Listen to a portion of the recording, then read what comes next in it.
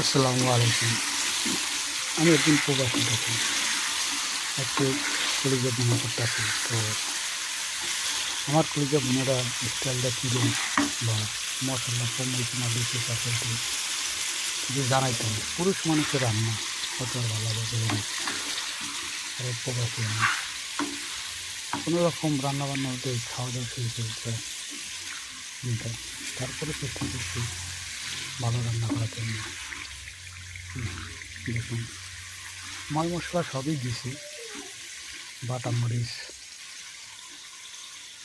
আদা রসুন বাটা, কাঁচামরিচ সবই দিছি। তারপর আপনারা জানাবেন আমার রান্নাটা কেমন হলো।